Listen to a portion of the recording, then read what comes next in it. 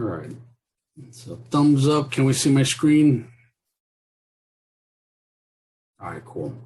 All right. So today is Special Education 101, effectively advocating for your child. All right. And this is something, a couple things. I am not anti-school, no matter what it sounds like in my presentation. A lot of my experience comes from really parents that come to us when things have fallen apart. You know, a small percentage of our parents come to us when, oh, everything's great. You know, everything, you know, sunshine and lollipops. I just want you to come along for the ride. You know, a lot of times we get parents that are just in full crisis mode. Sometimes things aren't bad, but they feel like, you know, things could be better. I try not to make attacks towards school. That's absolutely not what I do. I actually try to bridge the gap between parents and schools. So just know that I'm all about working with the school, working as a team, and figuring things out as a committee for your child. Okay. So we're going to talk about a few things today related to SPED 101, but a little bit about me. My main thing, I think my main experiences, right? I call them my data points, are my kids, Santana and Synovia. Santana is my 15-year-old. Synovia is my 14-year-old.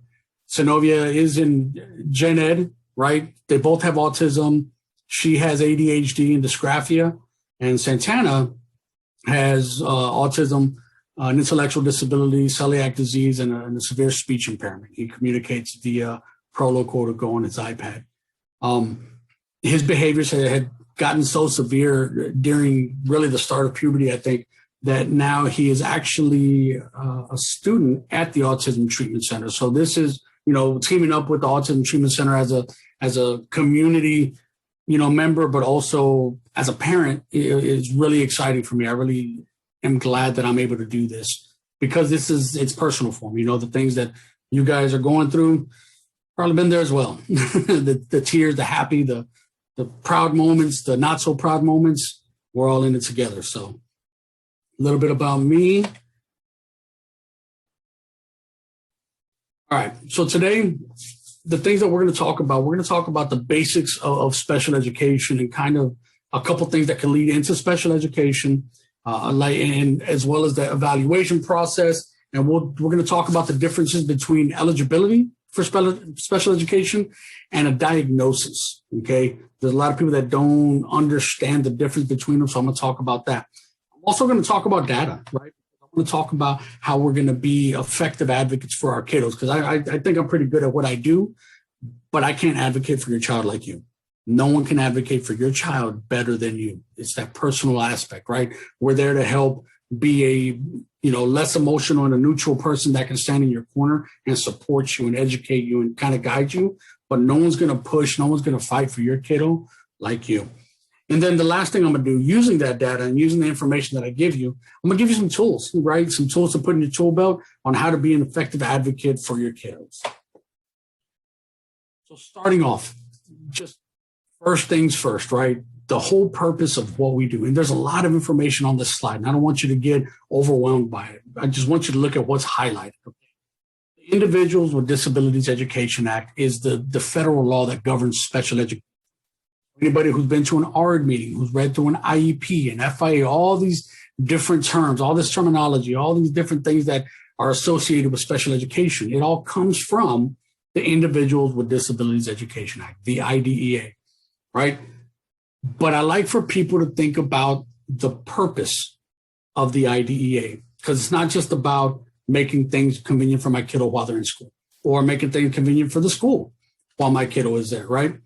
It's to meet our students' unique needs to prepare them for further education, employment, and independent living. It's about starting with the end in mind and then working back from that and figuring out what we're doing at each point to reinforce that final statement, right? We want to make sure that we're setting them up for whenever we are not here. We're not going to be here forever. You know, I know I look like I'm only a year or two older than my son. I'm not, I know. But it's about preparing them for being as independent as they can be, because we're not going to be here forever. That's the harsh reality of it. All right. So the IDEA is what governs all of that, and it's to prepare them for life after school. All right. Talking about special education, one of the things that can lead to special education, right? And I don't know where everybody is in the process. If everybody here has kiddos that are already, qualified under the special education umbrella or not. But one of the things that can lead to that is RTI, response to intervention. And all that is the responsibility of the school to identify kiddos that are at risk of not meeting grade level expectations. And then it's exactly what the title says. Put interventions in place and seeing how the kiddo responds to them. It's not meant to be years long. It's not meant to be even months long. It's meant to figure out what are those little tweaks that we can put in their day, in their everyday functioning to try to get them where they need to be. As the need seems to manifest itself more, right? As we see more areas of need, you'll start seeing that kind of that progression through the 3-tier process. Now, important to note is that for a kiddo to be evaluated for special education, they do not have to go through all 3 tiers. This is just a process that the school follows. If a parent requests a full and individual evaluation, the FIE, the evaluation that is the gateway for special education, they cannot deny it or delay it based off of needing to meet their tier expectations through RTI. So don't let that be something that gets in the way of your kiddo getting identified or getting evaluated, okay? And as with everything else, data is the key. They annotate how your kiddo responded to the interventions, and they communicate whether they are responding to them or whether they need to move up in the tier process, okay? Now, the gateway to special education, right? The full and individual evaluation. It's not just one assessment. It's a collection of assessments, observations, interviews with you, sitting down with your kiddo, and bringing all that stuff together to figure out, okay, what are this kiddo's specific needs? There's a timeline when it comes to this evaluation. For a parent that requested the evaluation, and always, any request that you make, do them via email so that you have kind of a receipt of conversations and of requests, and you have a timeline of events, right? But when you request an FIE and you sign that consent on the dotted line, the school has 45 school days to come back with the results of that evaluation, all right? They also have 30 calendar days after that to set up the meeting, but I want to concentrate on the first part. The 45 school days, you cannot count STAR testing, you cannot count half days or Battle of Flowers. I love San Antonio. I'm a Houston boy, but man, I take advantage of all the San Antonio holidays. So, all right, Battle of Flowers. You cannot count those days because they've got to be days that they can go in, observe your kiddo under quote unquote normal circumstances, right? In their classroom, during academics, during the unstructured time, on the playground, in the cafeteria, before and after school sometimes, sit down with you, right? So there's a lot of different things that go into this evaluation, which is why they have this big timeline, which is also important for parents to realize, like this kid, and when you count in weekends, days off, that can stretch out a far way. So the earlier that we can identify needs and the quicker that those red flags can pop up for us and say, you know what, I think my kiddo, or once you guys get to the point where you're helping others, hey, you need to request an evaluation now. That way you can get to that point and let people know, don't wait. Request that evaluation. There's a few different areas that they look over, and they're listed here on the presentation. And I didn't tell you guys, I was trying to upload the handouts, but we will email them to you after tonight's presentation, and then I'll make sure to email out the handout for next session on June 10th. I'll send that handout to Cynthia beforehand. All right, going back to it. The FIE consists of the language of communication. That's where your speech language pathologist comes in and looks for articulation, fluency, expressive and receptive language. Anything to do with communication falls under that category. Health, motor ability, sociological things that are outside of the school that can be factoring in to their academic needs. The emotional behavior, which is where autism falls under, which is also where like anxiety, depression, all those things will fall under as well. Intelligence and adaptive behavior is where they look at IQs, they look at cognitive functioning, where is your kiddo functioning at as far as their intelligence goes, because then we can look to see if there's patterns between their academics and their cognitive functioning, et cetera. academic performance, which is the reading, writing, math, and then assistive technology, which there's two types of assistive technology. You got low tech and high tech. Low tech is really like your visual schedules, your timers, things that are already on campus that usually, classrooms that are alternative learning environments or life skills or Apple or ACE units, different types of units, they'll already have a lot of this stuff on hand. When an assistive technology evaluation needs to take place, an example of that is for my son Santana. He does not spontaneously verbalize. So he has an iPad and the app Protocol to Go. That's how he communicates. And the way that we got there is from the speech language pathologist and the assistive technology specialist going through and conducting assessments together and figuring out what was going to work best for him. So if a kiddo does not qualify for special education, if they do not qualify, another alternative to that is a 504 plan. Section 504 of the Rehab Act of 1973 is a civil rights law that simply says that a child will not be discriminated against or a student will not be discriminated against because they have special needs, right? It urges the schools to put in place accommodations, whether it be a permanent thing or a temporary thing, right? If a kiddo breaks their arm and they can't write, they may need to go on a 504 plan because they need to have their work accommodated, right? So this is an option if a kiddo does not qualify for special education. Oh, and I should have told y'all, there's like 3 different classes worth of stuff I'm giving you guys in an hour. So it's going to be a little quick, and I apologize ahead of time. Now, speaking to eligibility versus diagnosis, all right? Once the evaluation is complete, right, and we email them and we let them know, I will not meet with you guys until I get a draft of the evaluation so I can go over it beforehand or have someone sit down with me to go over it, right? You request that draft because it's a lot of information. It's a lot of pressure. In a very formal meeting to have 20, 30 pages read to you and then say, do you agree? I have no idea. You just threw a bunch of numbers and a bunch of criteria and all this stuff. I have no idea. It's good. And I'll get to this in the advocacy part.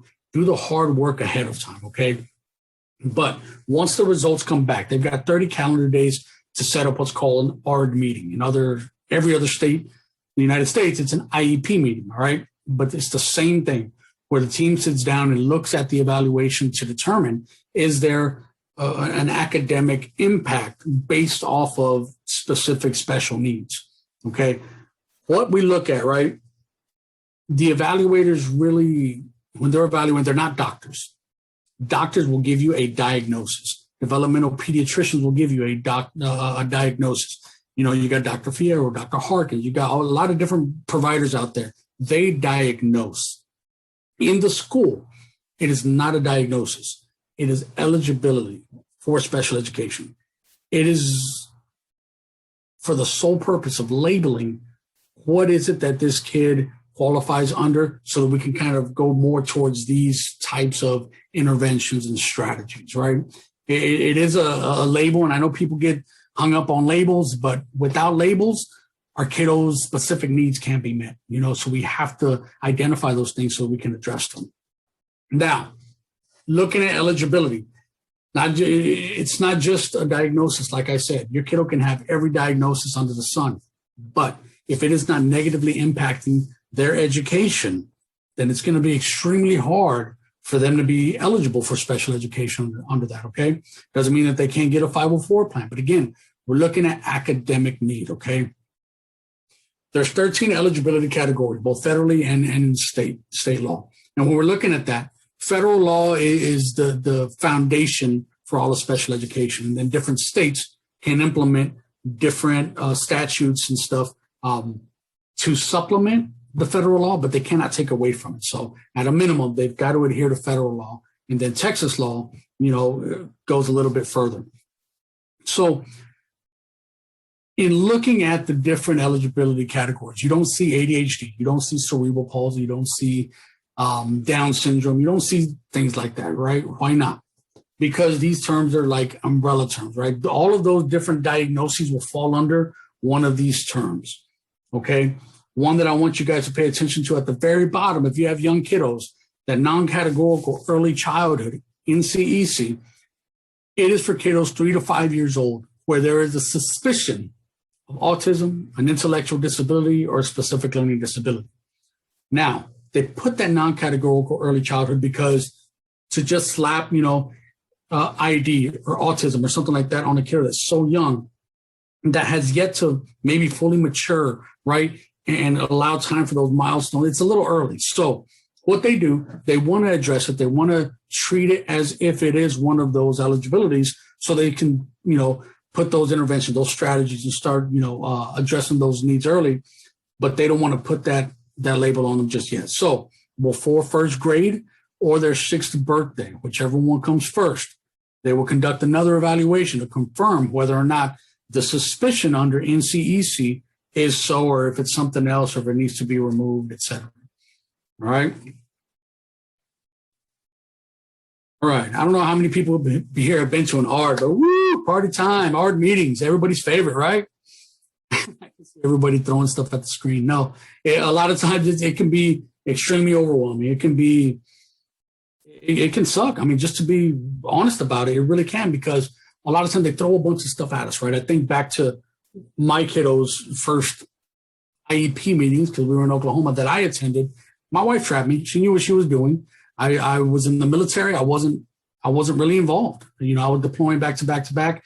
And so when she finally got me in there, she was like, we're going to do it when they have an evaluation. I'm going to line both of them up. You're in here for the day.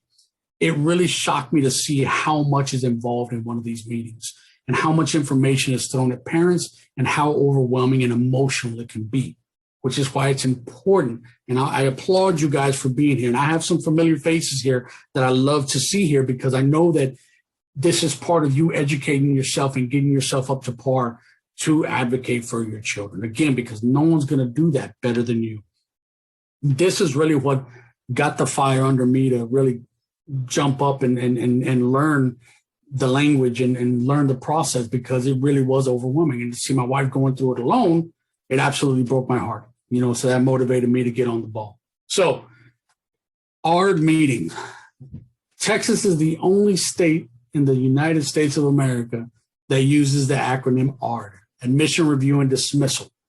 It's admission into special education, review of the special education plan, dismissal from special education services, right? There's actually, there's I think legislature's trying to be pushed through to change it to IEP meeting like everybody else. Hopefully we can do that, right? To simplify things. But in the state of Texas, it is labeled an ARD. And there's mandatory ARD committee members, right? This comes back to that whole working together as a team thing. The main members, right? The first and most important person on the committee is the advocate. I'm kidding. The first and most important person on the committee are the parents, are you guys.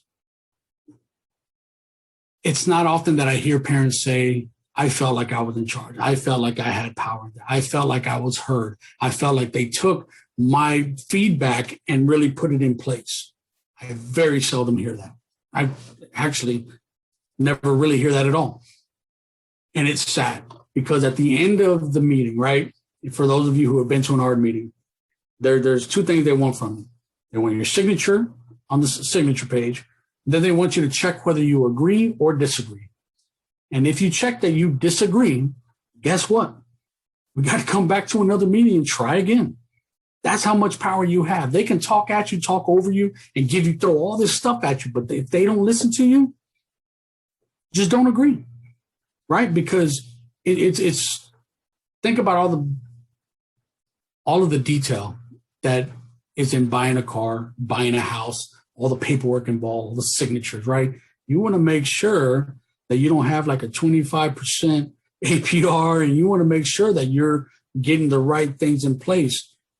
This is so much more important to that. That's why our level of understanding for every single page in this document is so extremely important. All right, so it's a lot for parents being the main member of the ARD committee. All right, you have to have a special education teacher and a general education teacher there. Okay, my daughter is in general education classes all day, every day. Why does she need a special educator then?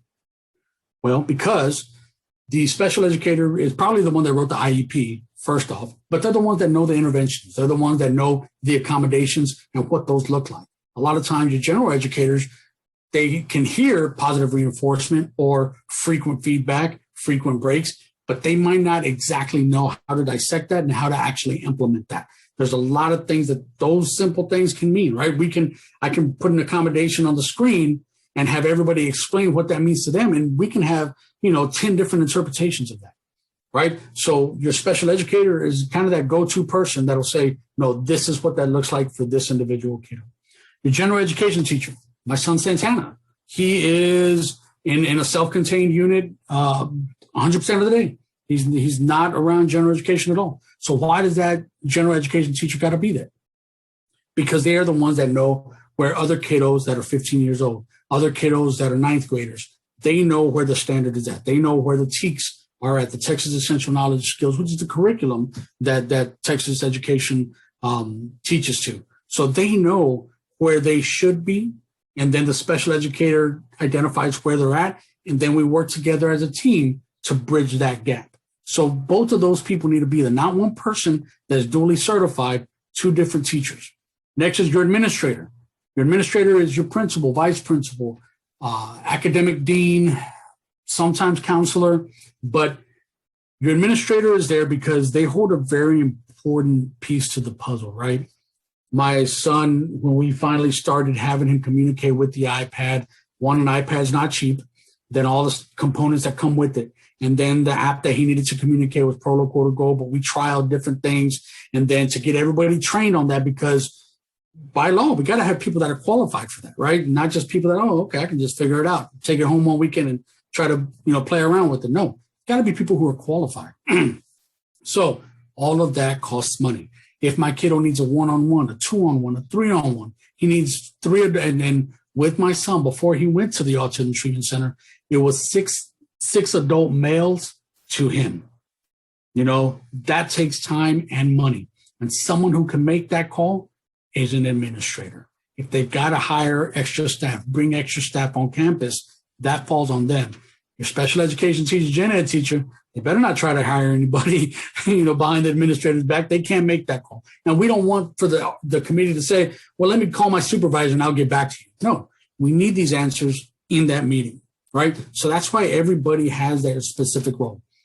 So assessment and related services is needed are your licensed specialist in school psychology or educational diagnostician, who are the two people that conduct the evaluations for special education. And then different assessments throughout, like the functional behavior assessment and stuff like that. If your kiddo had a speech evaluation or an occupational therapy evaluation or physical therapy, et cetera, that person that conducted that assessment needs to be there, not their supervisor, not their partner, not their assistant, that person. It's important because I've been in ARDs where parents have a lot of questions for those direct service providers or those related service providers. And the person that's there is not the person that actually conducted the evaluation. And what they say, and it's the same thing, well, what I think they meant to say, I can do that. I can read the paper and interpret it the way I want to interpret it. It's important for that person to be there, Excuse me. And I always preface my ARD meetings with emails. Thank you so much for taking the time to schedule an ARD meeting with me, blah, blah, blah. I need to make sure that the right people are there, Ben. And sometimes I am this blunt, but oftentimes I'm not. I try to be nice. I try to play nice, but I let them know I want the right people there. I'm taking the time out of my schedule. Everybody there, I want to respect everybody's time, and make sure that we have the right people in place. If we can't do that, then let's reschedule until we can make that happen. It's extremely important that we have the right people there. I'm not going to call out the district, but there's a district that conducts assessments over the summer, and it's okay for from 3 years old, going to start PPCD or what's now ECSE. That's cool. But to have an ARD meeting with what they call the skeleton crew, is their summer crew. And it was people from all over the district that just came together and put this plan together. And it's like, you're not even going to be working with this kid, or you're not even in the same part of town. Your district is so big. Again, I'm not specifying, that you don't know how they do things at this campus, right? That is different from campus to campus, even within the same district. I want the people that are going to be working with my kiddo, because it's not just the paperwork that's important, but it's the dialogue. It's the conversations that we have in the meeting that can make a huge difference when it comes to the implementation of the plan. And let me stop there for a quick commercial break. Next session is going to be June 10th, right? It is going to be specifically on the IEP itself, the Individualized Education Program. I will be projecting my son's IEP on the screen. We will email you guys an IEP review task list to go over and follow along. And that way we can dissect the IEP and you can know exactly what you're looking at. Okay. So we'll get with that. I already wrote down a note to myself to email Cynthia as soon as we're done here today. All right. Back to our regularly scheduled program. So at a minimum, ARD meetings happen annually. Okay. But I don't want to wait a year to talk to a committee whose responsibility it is to make sure that my kiddo is educated. My kid's education is extremely important. Both of them are extremely important. And honestly, both of my kiddos' ARD committees, they see us 6-7 times a year, honestly, on the slow end. We email in between there. I mean, we are in constant communication, class dojo, all of that stuff, constantly. But at a minimum, the meeting is held annually to talk about what has happened in the last year, what is working, what is not working, the progression of skills, where we're going from here, right? But know that you can call for an ARD at any time. You can call for an ARD every single week if you want to, just to say, hey, guys, I missed you. Now, are you going to get an ARD every single week? Absolutely not. Let's be realistic, right? But that is your right to call for an ARD whenever you want. You have different types of ARDs. You have a review ARD. You have your annual ARD. For kiddos that might have extreme behaviors, you have MDR, the Manifestation Determination Review. You have the review of existing evaluation data, which is a READ. It's still an ARD meeting. All these different labels on these meetings is all just still an ARD, an IEP meeting with the same team. All right, so where do we go from there? Once my kiddo is in special education and we got the plan in place and we're going, now it comes progress monitoring or not, right? And it's kind of how we got to the Autism Treatment Center, is that my kiddo was not progressing. My son, it was just literally surviving day to day. And people do ask me, how did you get your kiddo placed there? Oh my God, help me. That's not how it works. I want my kid to be in traditional public school. That's where he's supposed to be. That's where our neighbors, that's where I want him to be. But to the severity of what his behaviors were, we were just surviving. And there was no way that, and right now he's 15, but I was thinking about 25, 35-year-olds and 10. There was no way he was heading to where we wanted him to be. We were literally surviving day to day, right? And that's where data collection comes into place. We have to make sure that everything is documented, because I agree. That'd be great. Sorry, my ADHD again. But data drives everything. Without data, what do we have? We have people's opinions. And I'm sorry, but people's opinions are not going to set my child up for success in the long run, especially people that don't know my kiddo. I know them at night. I know them when they're sick. I know them during the summer, on the weekend. I know my kiddo. A lot of times our kiddos go to school and they're perfect little angels, right? And when they come home, the medication's worn off. They've held it together all day, a less structured environment at home. So what happens? It's a totally different story, right? We see all of that, the good, the bad, the ugly, and we're the ones that are putting together in our minds, right, this long-term plan for what we expect for our kiddos and where we see our kiddos and how we're going to get there. So part of that is data collection from the school, right? I know the school probably gets annoyed whenever they see my email address. And of course, I email them from my Brighton email, right? Because they know Brighton Center. But I email them all the time. Hey, thanks so much for meeting with me again last week for the yard meeting. We were looking at those goals. Remember that goal number 3 about I don't know, using coping strategies in stressful situations. How's that going? What things have you tried this week? Have they worked? Have they not worked? Just start probing. What you do, you get an expectation out there. Oh my God, this crazy parent's not going to stop emailing me until I give them some information. Absolutely. You're absolutely correct. So I just put that expectation out there. I communicate, I email, I message until I start getting the data, the feedback that I want, because that's what's going to help us put this plan together. All right. Why is data? What is data and why is it so important?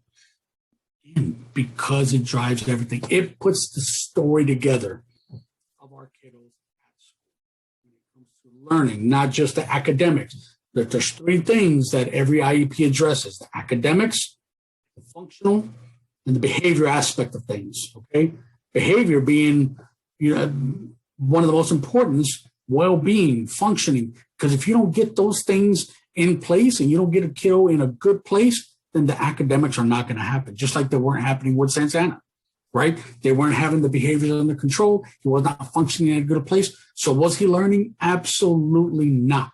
He regressed during that time. And thanks to the staff at ATC, he's been able to really make huge strides, and that I can't even speak enough to that. But data is really, and you hear me say it a million times, data, data, data. You see it in all my slides, data, data, because it is that important, okay? Now, when we have the data, what do we do with it? We just make a big pile in our house, right? And fill up a filing cabinet. We communicate it to the team, right? And we could do this a few different ways. We could do it via email, right? Just like I said, hey, this is what I'm seeing at home. Are you seeing this at school? Or what are you seeing at school in terms of this? Because I'm not seeing it at home, but I know we had it addressed in the IEP. Right? Because there's an important aspect of the relationship between school and home is generalization of skills. For a kiddo to generalize skills that they have learned in school and bring that home, right? Because it's one thing for them to be able to recite the Constitution of the United States in school in a very structured environment, but then whenever they come home, they don't talk. Well, that doesn't help, right?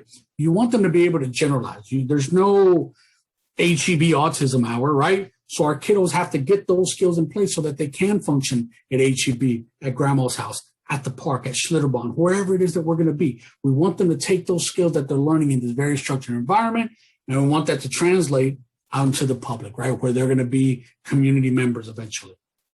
So we communicate data via email.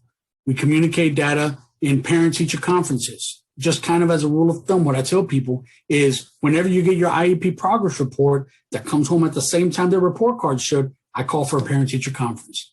Hey, I got this IEP progress report here, and you have these percentages, and you have these letter codes, and you have these numbers. That's so good. Thank you so much.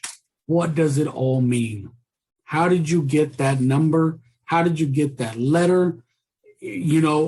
Just explain it to me. Dissect it for me. Okay.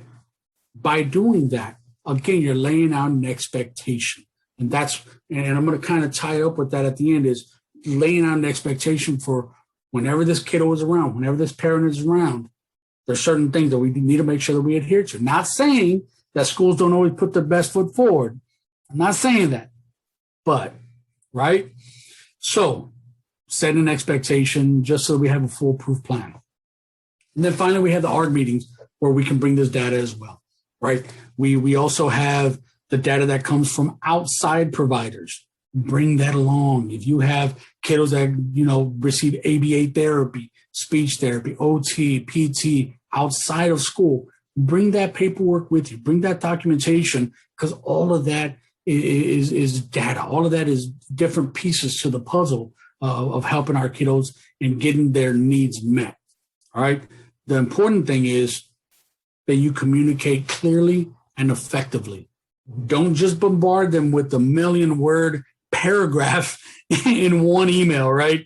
Even as a professional, when I get that kind of email from people that are on my caseload, from my clients, if I see that, I'm like, I will get back to you at the end of the day when I have more time set aside.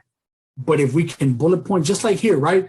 Thank you so much for meeting with me. These are my concerns. Boom, boom, boom. Bullet point your concerns. That way they can answer them in that order. All right. make it to where we're making their job easier, because then the expectation is known and we maximize the chances of them actually responding back with good data. All right. And again, data drives everything. And that picture up there of Alan from The Hangover in Vegas, Anyway, all right. So how do we use data? Man, for everything. Again, I'm going to go over the IEP next session, but very beginning, usually starting on page 2, you have the area that's called the present levels of academic achievement and functional performance. All that is the baseline for where your kiddo's functioning from the last annual ARD to this ARD.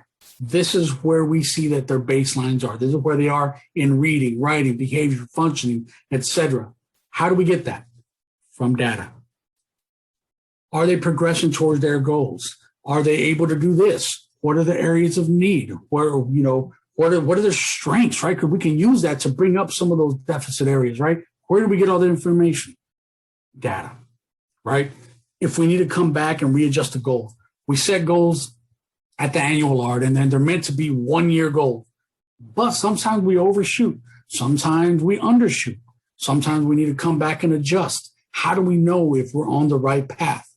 Data collection. And if you pay attention to the IEP progress report, you'll see where it says, has the student made adequate progress to meet the annual expectation? And you'll see this checked yes or no. If it's a no, then we need to have an ARD and talk about why.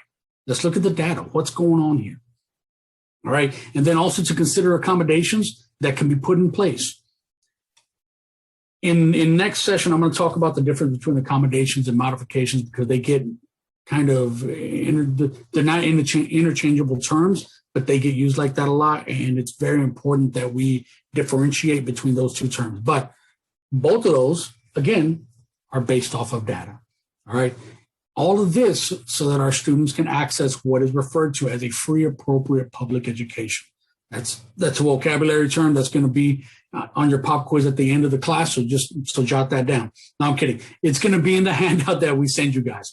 Free, appropriate public education is what every kiddo in the U.S. of A. is entitled to. Not what, if they're able to behave, if they're able to stay in class, if they're a quote unquote normal kiddo, then they can get that, right? Not like 50, 60 years ago where schools were able to exempt certain students from being educated, right?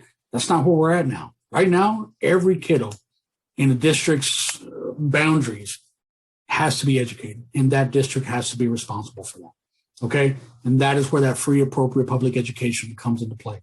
Free is in the monetary sense, right? My son, I was talking about all the different costs. Guess what? We don't pay a dime. Now, if my kiddos do cheerleading, football, extracurricular, that's different. But when it comes to them accessing the general curriculum like everybody else, that's that free in the monetary sense. All right, now, the last part of this is going into advocating for our kiddos. I have a lot of stuff up here, right? I want you to mainly look at what an advocate is, what an advocate is not. I'm not talking about a Brighton Center advocate. I'm not talking about the different advocates that we have around town. I am talking about, as parents, how we are advocates for our children. I want you to especially pay attention now to what an advocate is not. All right. I have times where parents come to me and, when I look at their intentions, they're trying to keep that art committee hostage, and you know what? Sometimes they've earned it. I'm not going to lie. Sometimes they have absolutely earned it. And I've had those arts too. And that's, again, why Santana's at the Autism Treatment Center. But when that's the norm, then we're not in a good place. We need to look at other options. We need to look at other things. An advocate is someone who pushes for a certain cause, right? For us, advocating for our kiddos means that despite COVID, despite, my kiddos' areas of special need, aside from what every other kiddo has, besides all that, my kiddo's going to get educated. I expect the absolute best for them, and I'm not going to stop pushing until they get that. But in order to get that, who do we have to team up with? The school, the ARD committee. All right. So this last slide is for parents. And I don't like putting a lot of information like this on one slide, but these are like some of the key takeaways that I think as a parent, how we can best advocate for our kiddos, okay? First one, who is the most important member of that ARD committee? Advocate, right? No, your parents. Parent. They might not address you like you are the most important person. But if you look down a few bullets, I asked a question, why should they take you seriously? Why should they treat you like the most important member of that ARD committee? Besides just, it's supposed to be by law, right? But if you're just there and you're not actively listening, you're not taking notes, you're not giving any data input from your aspect, you're not pushing, you're not asking questions, they're not going to take you seriously. They're just going to talk at you. They're going to get through it because they have another ARD in 15 minutes. So we need to hurry up. They're just going to go through it, right? It's up to us as parents to really get down to being effective advocates. How do we do that? By educating ourselves. You being here tonight, for some of you, that's like step 50, because I'm familiar with some of you. For some of you, that might be step 1. That's fine. It's never too late. Start arming yourself up. Start educating yourself. Learn the language. Learn the lingo, right? Ask for data. Get into the habit, right? Even if you feel like you know it all, because sometimes I get to that point, depending on what kind of a week it's been. When I have my kiddos' ARDs, they'll start going through, this and this, and they know, that this is what I do. So, do you want me to talk about that? Actually, yeah, I really. Can you explain that? What does that look like? Just for my clarification, I'm just having a brain dump right now. What does that mean? Right? The questions that you ask. What does that mean? Why are we putting this in place? What are we basing that off of? Can you explain that again? I'm, for example, Santana. Show me. Can you give me an example of that? Right? Ask those questions. Get them into the habit of explaining. Right? It's not something that they do purposely, but sometimes schools just talk at you and they go through their lingo and they go through the IEP because that's their profession and they're good at what they do. So they just talk through it. It's like the example that I use is that, I'm a military man. I've been in the Army for almost 22 years now. When I get around other Army buddies, we start talking Army lingo and everybody's lost. Like, what are you talking about, right? We don't do it on purpose, but that is our language that we know. It's the same thing with special education. It's the same thing in an ARD meeting. They may just not realize that, hey, I'm lost, man. Can you explain that again? And in doing that, you're not just doing that for you. I said it towards the beginning.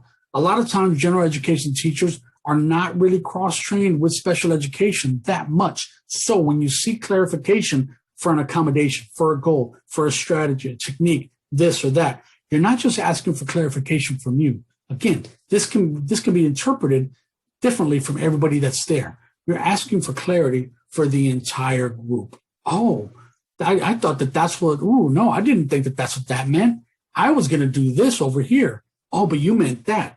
I have heard that so many times when we really get down to being honest in an ARD committee and explaining how we plan to implement certain things, right? You're not just seeking clarification for you, but you're getting everybody on the same page, all right? One thing that I want, especially my moms, right? And I think there was a dad out there. I don't know if there's more watching, but moms, y'all got that mama bear intuition. Guys, we feel it. We're like, oh, is that intuition? Like, oh, no, pop the Tums. I feel better. Never mind, right? But moms, y'all have that gut instinct, right? If you feel that something is off, do not ignore it, right? And it's crazy. And because I'm Latino, I'm very superstitious when it comes to the intuitions, right? But pay attention to it. If something seems off, talk to the team, bring it to the team. Hey, this and this is going on, blah, blah, blah. I've actually had parents that did not speak up, and because the school recognized something as well that was off, they ended up calling CPS, being mandatory reporters. They called CPS on parents, but parents were like, whoa, we were going to ask you the same thing, but they didn't, right? So it causes disruption in the team that's supposed to be working together for the student. So if you feel something, man, speak up, all right? Bring that to the team. Towards the bottom, the third one from the bottom says, do the hard work ahead of time, okay? And then just go into the art and finalize stuff. Like I said, I preface every art that I go to for my children. I urge my parents to do the same. I preface them with an email. We're going to go over all the different areas. We're going to go over the PLAFs, the goals, the accommodations, the this, the that. We're going to go over all those in the IEP. But there's certain things, like this year was like, okay, for example, Santana with being able to wipe himself when he has a bowel movement, right? We're going to have some extra dialogue about that. So in shooting my email to him, hey, thank you so much for taking the time out to meet with us. One of the things we really want to hit on is wiping. Where are we going with that? Can we have some options presented to us at the ARD meeting so we can make sure that we're heading down the right path? And if there's an area that we feel that there's going to be a little bit more dialogue, we bullet point that and we outline that in an email beforehand. We have pre-ARD meetings with both of my kiddos' case managers before we even go to the ARD. So honestly, by the time we get to the ARD meeting, my personal ARD meetings for my children are pretty quick because we have done all the hard work ahead of time.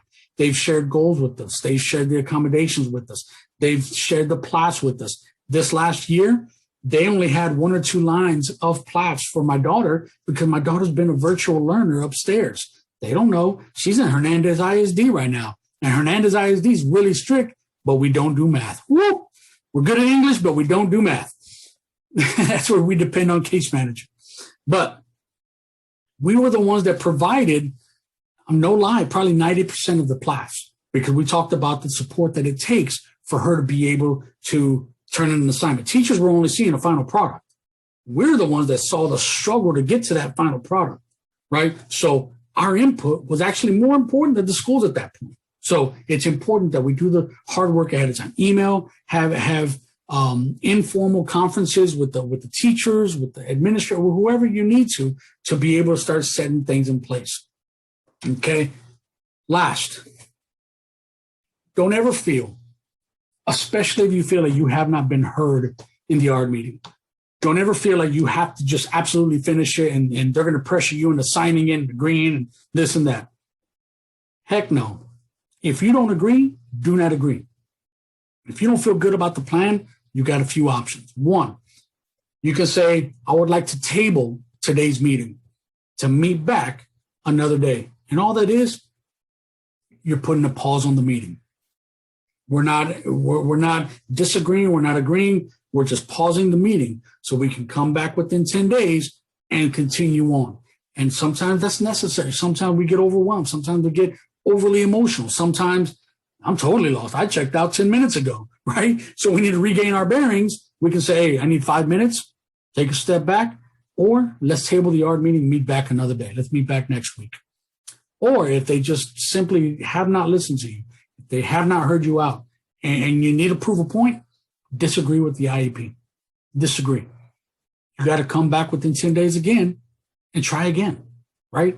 But within those 10 days or sooner, email, communicate, right? Those are the ways that we make the school take us seriously. I don't mean that in an ugly way. I mean that in a almost a desperate way.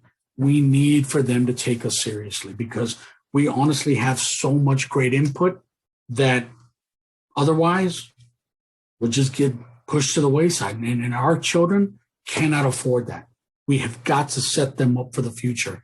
Again, we're not going to be here forever. So that's a harsh truth that we have to live with and we have to plan for.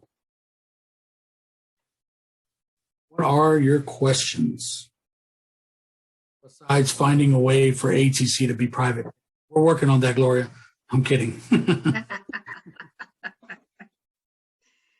Oh, yes. Y'all feel free to unmute.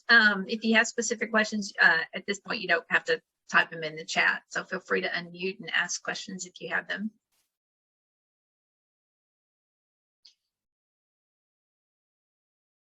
Y'all have the thumbs up if this was helpful. I know everybody's probably at a different place. Okay, I got a question coming into the chat. How urgent is it to put an IEP in place? My daughter was recently diagnosed and all this information is all overwhelming. I agree. She was prescribed 20 hours of ABA per week. I don't feel comfortable rushing through information, but I don't want to delay the process because that's her mom. I know she won't be successful. No, absolutely. And especially when you have a kid with autism, it's tough. And depending on how old your daughter is,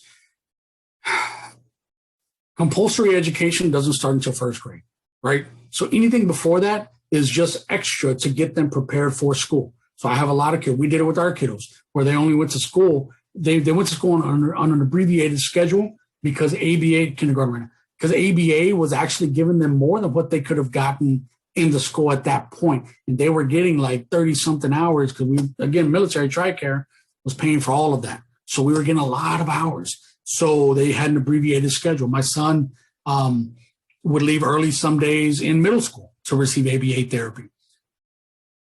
If your kiddo is in school and if things are completely falling apart, yes, let's get an IEP in place right now. But no, if they're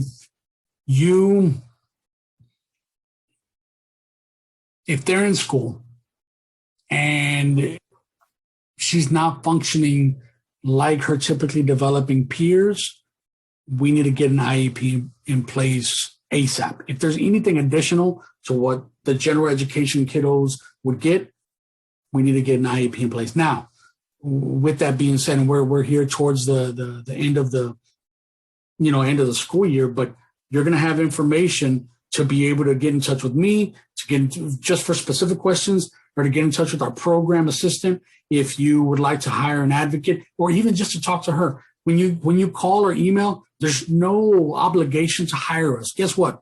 I'm a salary employee. My family's taken care of either way.